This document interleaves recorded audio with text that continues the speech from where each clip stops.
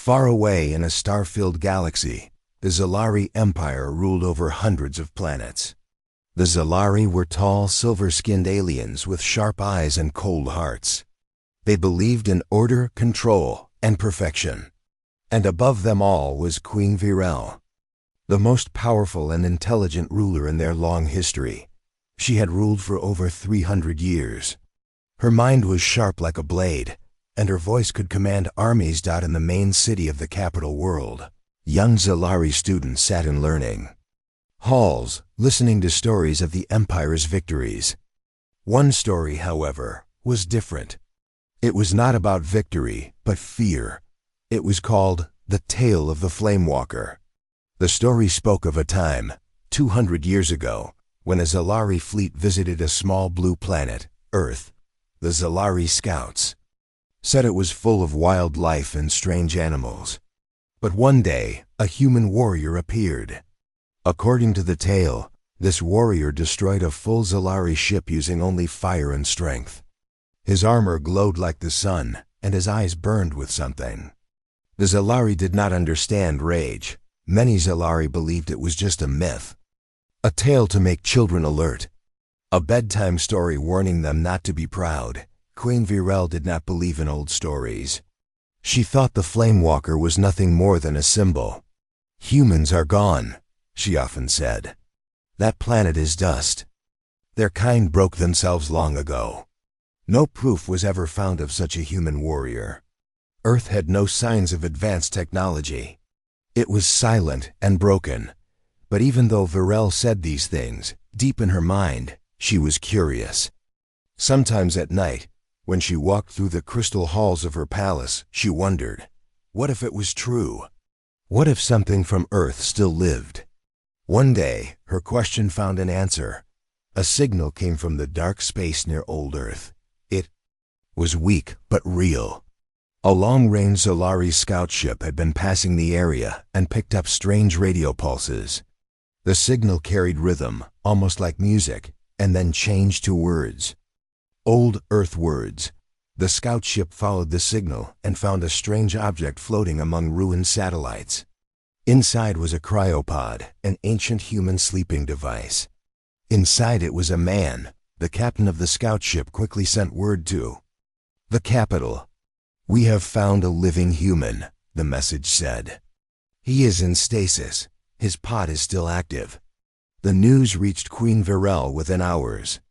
She stood at the window of her high tower, looking at the stars. "Bring him here," she said. "I will see this human myself." The cryopod was brought to the capital in a sealed chamber. Scientists, guards, and military officers gathered around it. Some were excited. Some were nervous. The pod was made of old metal and marked with Earth symbols. Inside, the human lay still, his body strong, his face calm. Queen Virel entered the room. The others bowed and stepped back. She walked slowly to the pod and looked through the glass. "This is just a man," she said quietly. "Not a myth. Not a fire spirit. Just flesh." Her top scientist, Marin, nodded. "Yes, my queen, but his heart is strong. He survived for more than 150 years in this pod. That is rare." Virel turned to him. "Wake him." But she raised her hand. "I want to speak to him." The room became silent. The scientists activated the release sequence. Lights blinked. Steam hissed. The glass lid opened slowly. The human's fingers moved first. Then his eyes opened, dark and calm. He sat up, breathing slowly. His muscles were stiff but full of strength. He looked around and said nothing. Queen Virel stepped forward. "Do you understand me?" she asked. The man nodded. "Yes," he said in a deep voice. "Zalari language. I learned it before the fall." "You are from Earth?" "Yes. That planet is gone." "I know. What is your name?" He looked into her eyes. "Ren." Ren was taken to a holding chamber. He was watched by guards. Scientists scanned him, tested his mind, studied his DNA, but he never spoke more than a few words. He answered only simple questions. "Why were you in space? waiting. For what? The right time. Queen Virel watched him through the screens. There was something in his eyes, calm but deep, like he had seen things that would break others. After 2 days, she said, "He is no warrior, just a man from the past." But that night, everything changed. A loud alarm rang through the palace. The guards rushed to Ren's chamber, but he was gone. The door was open, the locks disabled. Security footage showed Ren walking out without fear. He took nothing. He left no sign of struggle. The ship that brought him was also missing. Queen Virel stood in silence as she watched the last footage, Ren turning his head and looking at the camera, his eyes calm. Then he vanished into the shadows. She whispered, "Is it true?" And for the first time in her long rule, Queen Virel felt something she hadn't felt in centuries, doubt. After Ren disappeared, the palace fell into confusion. Guards searched every hall, chamber, and tunnel of the Capitol building. Drones flew through the air, scanning every corner. Soldiers were placed at every gate and landing dock. But there was no sign of the human. Queen Virel stood at the center of her command chamber, watching the search teams move across the map. Her eyes were focused, her hands behind her back. "He was under full guard," she said calmly. "How did he escape?" Her top officer, Jekker, looked down. "We are still studying the security footage, my queen. He used no weapon, no hacking tool. The door to his chamber simply opened." "Did he break the lock?" "No, the lock was bypassed, not damaged, not forced, just opened." Virel narrowed her eyes. "He knows our systems?" Jekker nodded slowly. "It seems so." Queen Virel walked toward the screen that showed the last image of Ren. The human had looked directly into the camera, not with anger, but with a calm that was more frightening than rage. "Where's the ship he came in?" she asked. "Gone," Jekker said. "Taken from the hangar." No alarm was triggered. Now the queen was quiet. She didn't speak for a long moment. Then she turned to her officers. "Search the outer skies. Track every exit path. If he left, find out where. If he's still here, bring him to me." A day passed, then 2, then 3. Still, there was no sign of Ren. But strange reports began coming in from across the capital world. A military base near the forest mountains lost power for 10 minutes. No reason found. A weapons storage vault showed a small hole burned through its wall, but nothing was taken. A group of slaves held by a mining company were found released, with their chains broken clean. And in each of these places, a symbol was left behind, a simple mark made with ash, a circle of fire. When Queen Virel saw the symbol, she froze. She had seen it before, in the ancient tale of the Flamewalker. The same circle was drawn in the old scrolls, described as the human. "Mark of warning. It is him," she said softly. "He is not hiding, he is showing us." In the shadows of the forest moon, Ren moved silently. He didn't wear armor. He didn't carry heavy weapons. He used only what he needed: stealth, skill, and knowledge. He remembered everything about the Zalari, their technology, their way of thinking, their pride. And he used it against them. He didn't hurt innocent beings. He didn't kill unless he had no choice. But wherever he went, systems stopped working. Prison doors opened. Slave collars unlocked. Defense towers shut down. The people of the Empire began to talk. Whispers filled the lower cities. The Flamewalker walks again. Is he real? He came from the dead world. Some feared him. Some prayed to him. But none could catch him. Back at the palace, Queen Virel watched every report. She read every file, every sighting. Her thoughts raced. "He is just one man," she said to herself. "One." But inside her heart, a strange feeling began to grow. Curiosity mixed with something colder. Was she afraid?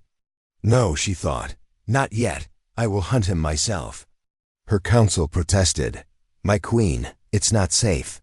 Let the soldiers. I said I will go. She chose her best guards, silent, loyal, and fast. She wore armor, but light, not royal robes, not golden crowns. She became a hunter, track his path. She told her crew, think like him. Where would he strike next? The guards began scanning recent attacks. One officer, a young tech named Riva, pointed at the map. He is moving in a line, see?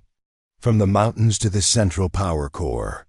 If he wants to weaken us, the next step would be ... here. She pointed to a large data tower. It held the Empire's history records, including the truth about Earth's destruction. Queen Virel narrowed her eyes. He wants more than damage. He wants the truth, she nodded. Set a trap. But keep it quiet. That night, Ren entered the data tower. He walked past guards without being seen. He disabled sensors without touching them.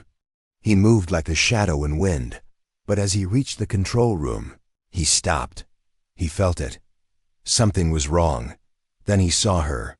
Queen Virel stood alone in the chamber, facing the screens. I knew. You would come, she said. Ren stepped inside slowly. You left the door open. I wanted to speak. Ren did not attack. He stood still. Why? I want to know what you are, she said. Not just who. I'm a man from Earth, but you're more. You knew our systems. You escaped my ship. You walked through my empire as if it were your own. Ren was silent. Then he said, we watched you long before Earth fell. We studied your empire, your pride, your lies. Virel's eyes narrowed. You mean others survived? Ren nodded once. Enough. And then he turned and vanished, leaving behind only his voice in the air. You called us myths. That was your mistake. The data tower incident spread across the galaxy like a storm. Within hours, every military post, every council hall, and every citizen of the Empire heard the same news. The human was real. He was alive. He had stood face to face with Queen Virel and vanished again. No guards stopped him. No weapons touched him. The Queen herself had let him go. The people whispered, why did she not capture him? Did she fear him? Is the Flamewalker stronger than the Queen? Queen Virel heard all of it, but she said nothing to the public. Inside her private chamber, she watched the moment again and again. The moment Ren stood before her in the data tower, spoke clearly, then disappeared without leaving a trace. Her advisors stood in silence. No one dared to question her directly. Finally, General Jekker broke the silence. My queen, this man is a danger. He moves through our worlds like he owns them. The people grow curious. The soldiers grow restless. Virel turned to him. He could have killed me, but he didn't.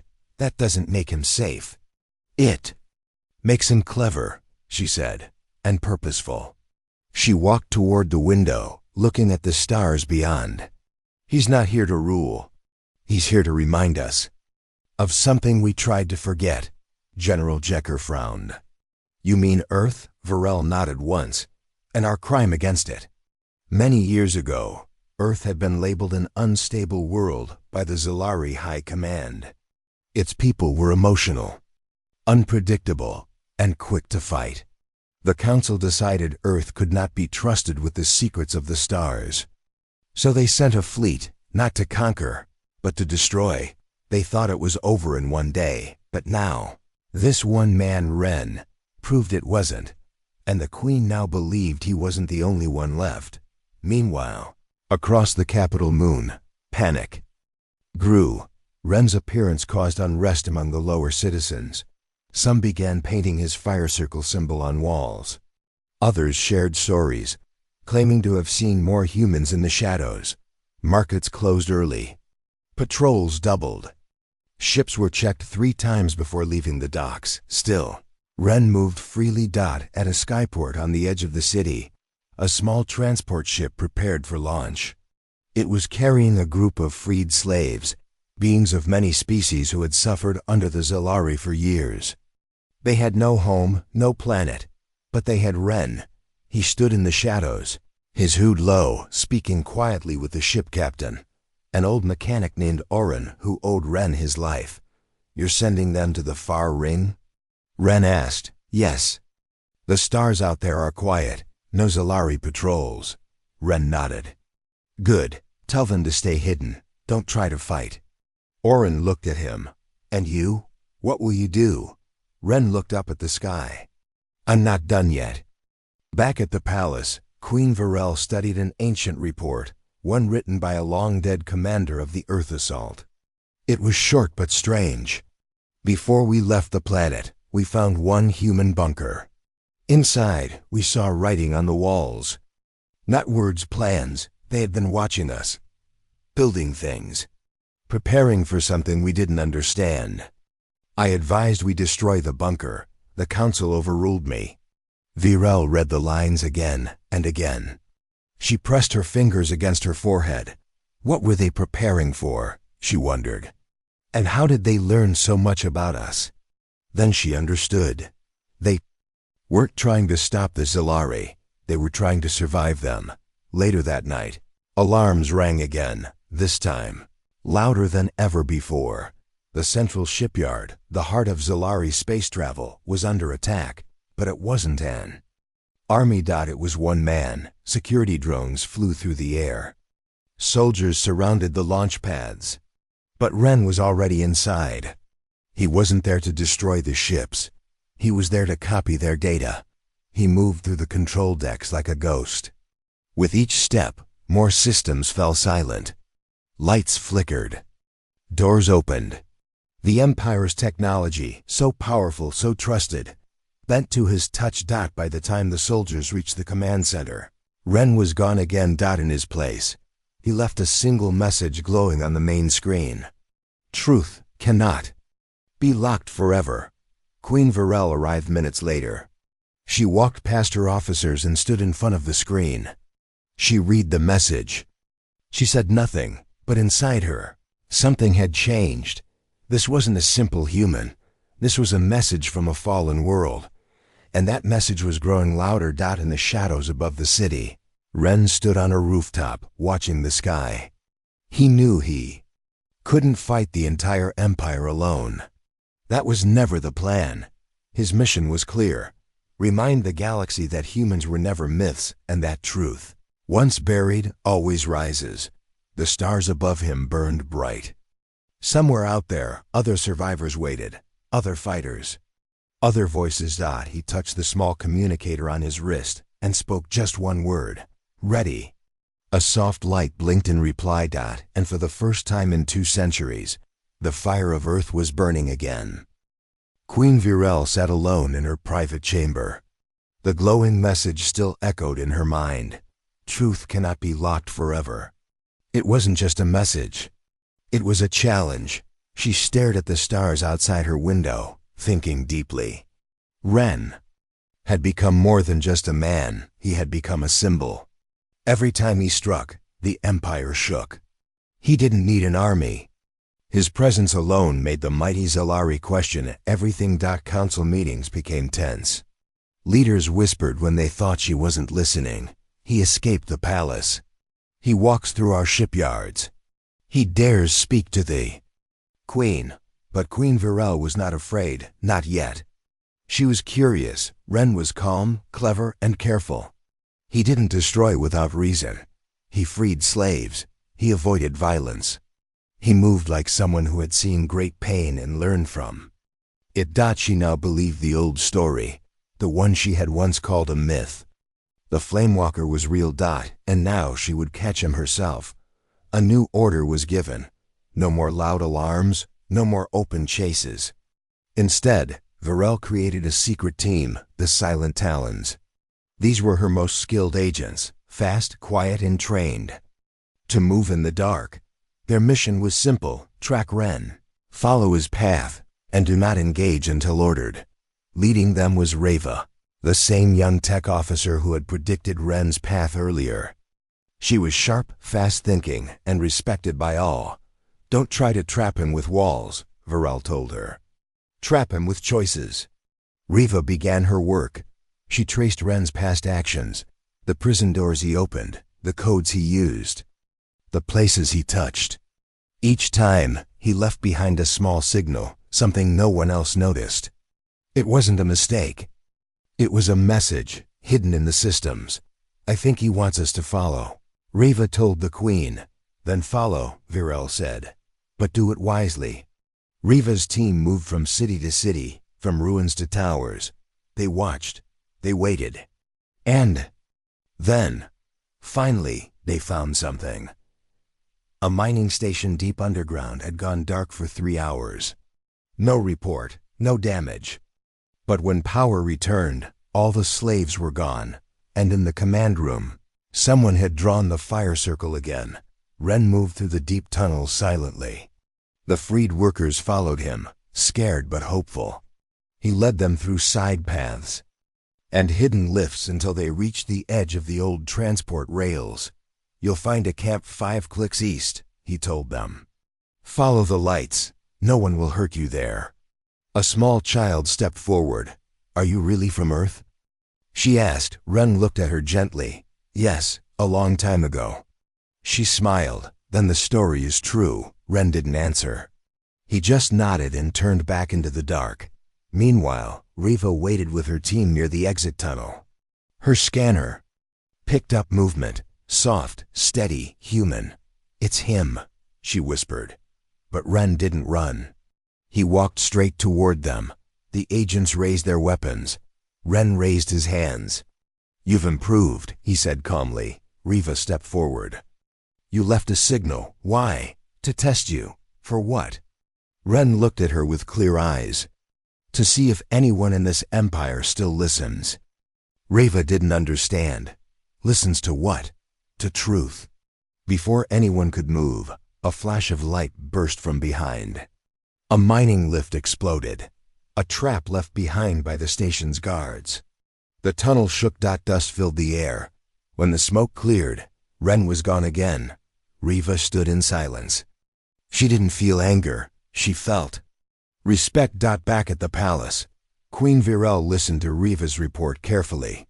He faced us, spoke clearly, then escaped during the blast.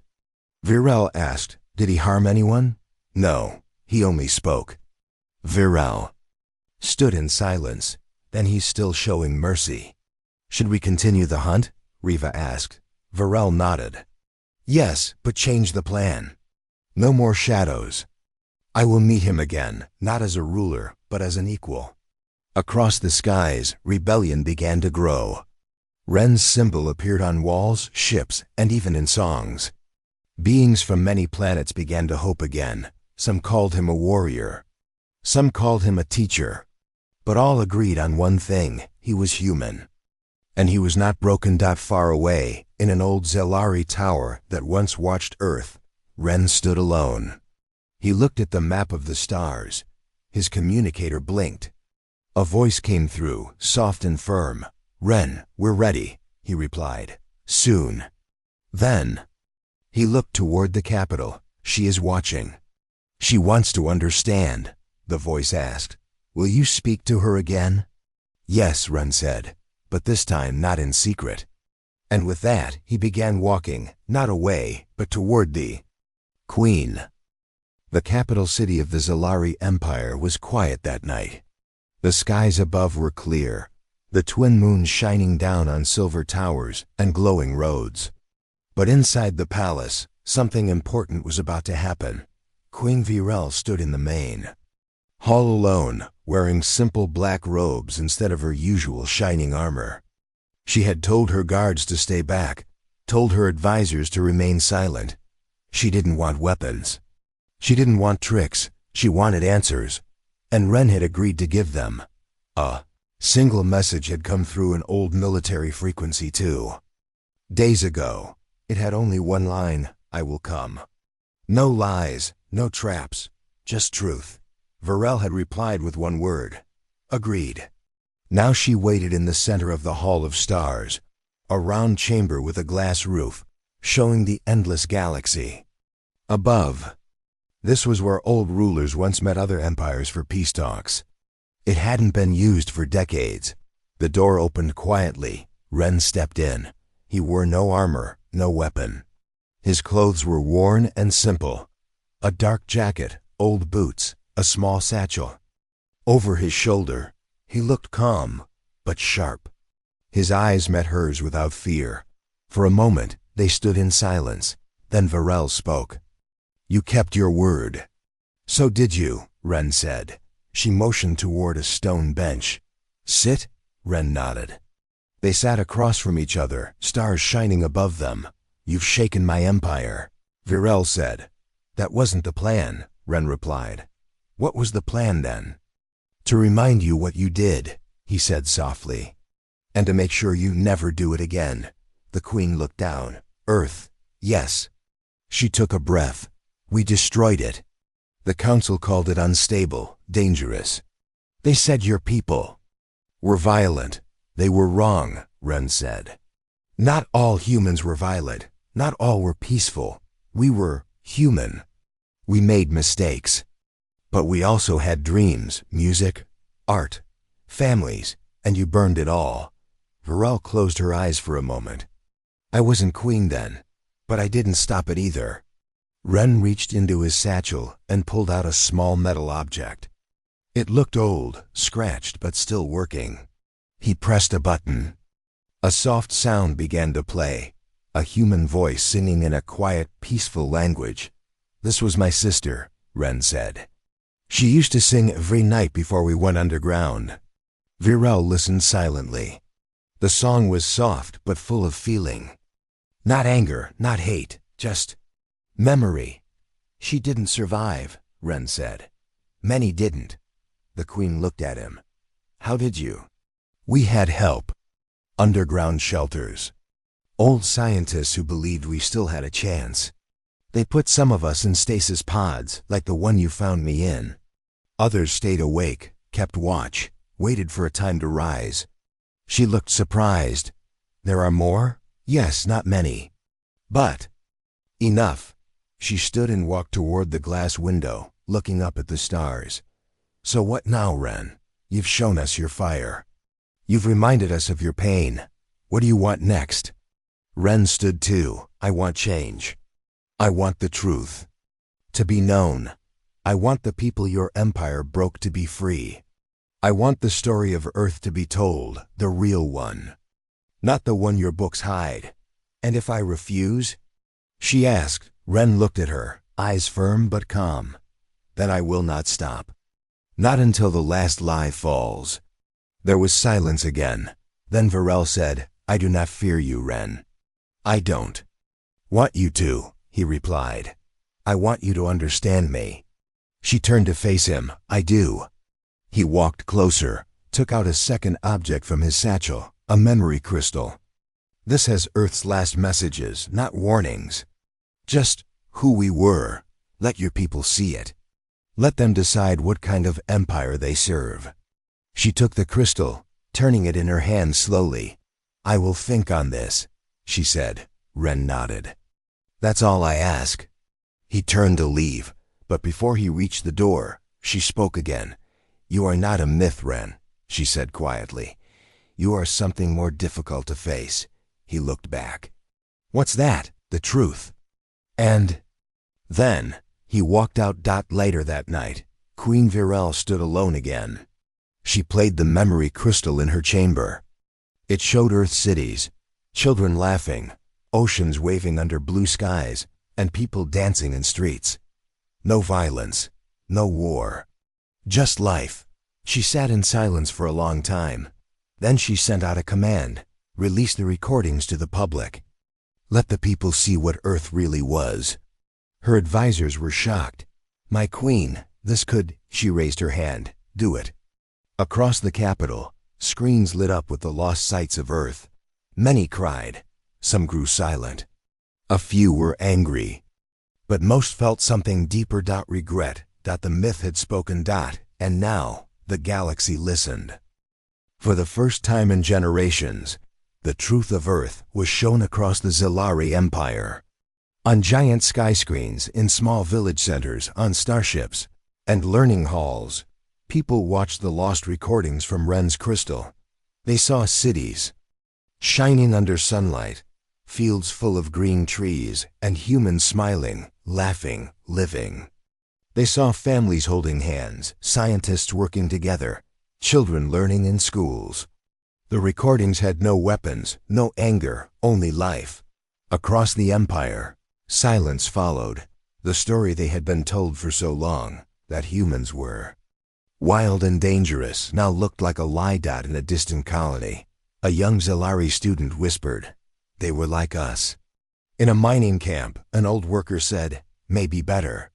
And in the royal palace, Queen Virel sat alone in her chamber. Thinking deeply, she had made a decision. That evening, Queen Virel called a private council. Only 4 members were invited, her most trusted advisors. They stood around the glass table as the queen entered. Her face was calm, but her tone was firm. "You have seen the truth," she said. "Now we must decide what kind of empire we are."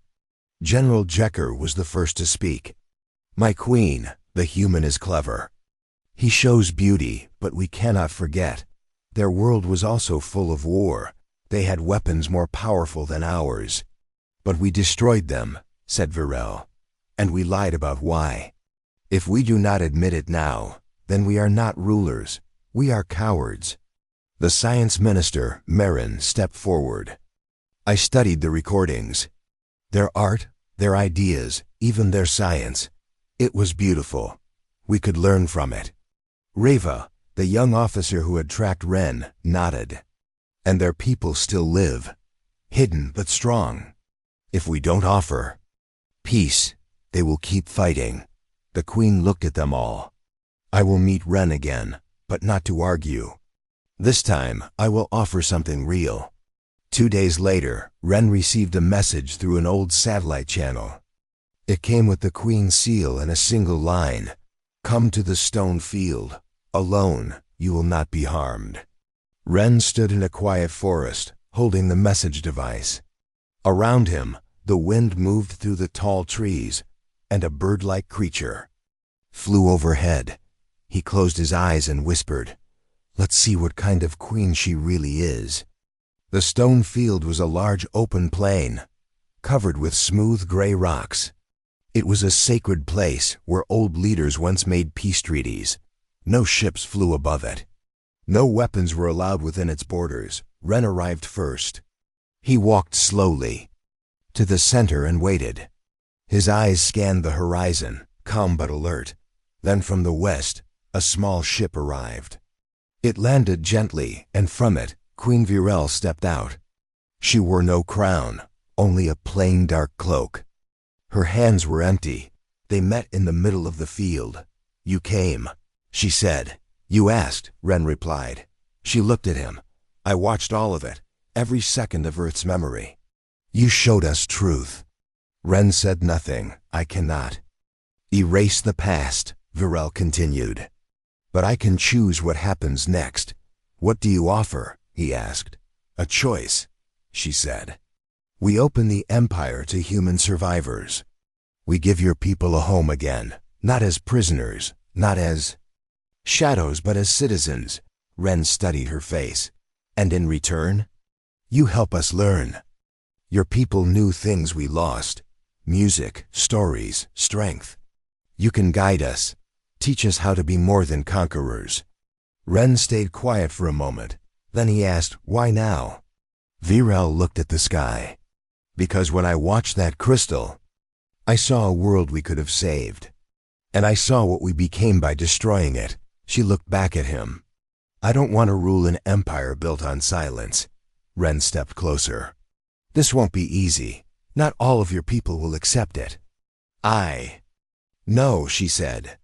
"But if we both speak together, they will listen." He nodded. "Then I accept." She held out her hand. Slowly, Ren took it. The moment their hands touched, the stars above seemed to shine brighter. That night, the people of the empire heard a new message on every screen. Queen Virel appeared beside Ren. She spoke first. "We were wrong. We destroyed a world, and we tried to forget. But the past is returned, not to punish, but to remind us who we should be. Then Ren spoke. We are human. We are not perfect, but we are alive. And we remember. Not to hate, but to build again. Together, they ended the message with one sentence. Let this be the start of something better. Across the galaxy, some cheered, some cried. Some doubted, but all knew one thing for sure. The myth was not a myth. He was human. And now, so was hope. Months had passed since the Queen and Ren stood side by side in the stone field and made their promise to the galaxy. But the true change had only just begun. Not everyone accepted it. Some Zalari leaders were angry. We cannot trust humans. They said, they are our enemy. Others warned the Queen. You are risking everything. You show weakness. But Queen Virel did not change her decision. She stood tall in every meeting. Her voice was calm and clear. We showed weakness when we destroyed Earth, she said. We show strength now by correcting it. At the same time, small ships began to arrive in secret locations. Ships carrying humans. Men, women, children. Survivors from the lost Earth colonies, hidden for years. Some came from deep space bunkers. Others had lived in silence under false names. Now they were coming home. They were not many, but they were enough. Ren stood on a green field outside. The capital city. It had once been a military base, but now it was being turned into a unity center, a place for humans and Zalari to work together, live together, and learn from each other. He watched as children, both human and Zalari, ran through the grass. Playing with a strange flying ball, they laughed. They didn't care about the past. They just cared about now. Queen Virel walked beside him. They look happy, she said. Ren smiled. They don't carry history on their shoulders. Maybe. One day, neither will we. But not all was peaceful. A group of high Zalari generals had grown silent, refusing to speak to the Queen. They called themselves the Pure Flame. They believed the Zalari should rule alone, no humans. No mixing, no change. They planned a secret attack. One night, a large ship broke from orbit and flew directly toward the Unity Center. It carried heavy weapons. The goal was clear. Destroy the New Hope before it could grow. Alarms rang across the city. Ren, now helping lead local defense, was the first to react. Evacuate the children, he said. I'll delay them. He took a fast hoverbike and rushed toward the ship's landing zone. But Queen Virel was already there. She stood in front of the landing point, alone, with no guards. When the ship lowered its weapons and aimed at her, she raised her voice, sharp and fearless. You will not fire. If you do, you attack not just me, but every voice of peace in this empire. A voice replied from the ship. Peace is weakness. Ren arrived just in time to see the ship's main gun charge. He didn't wait. He launched a small, MP device, one he had built using old Earth tech and parts from the Zalari market. It flew straight into the ship's side and exploded without fire, sending out a shock wave of energy. The ship's systems died. The weapons went dark. The ship dropped softly, forced into shutdown. Virel turned to Ren, still saving the Empire. I see, he smiled, old habit. The leaders of the Pure Flame were arrested. The Queen gave them no cruel punishment, only trial and truth. Their lies were shown to the public. Their hatred was made small under the light of peace. After that, no one questioned the Unity Plan again. Years passed. The Unity Center became a city of its own, called New Dawn. Humans and Zalari lived together, built homes together, and taught their children the truth about the past, not to repeat it, but to learn from it. Ren became more than just a legend. He was a teacher, a guide, and a symbol of what humans could be. Not myths, not monsters, but people. Queen Virel ruled for another 20 years. She was called the Just Flame, the Queen who listened, the Queen who changed. On the last day of her rule, She stood once more in the Hall of Stars, where she had first met Ren. The chamber was full, not just Zalari, but humans too. She gave her final words.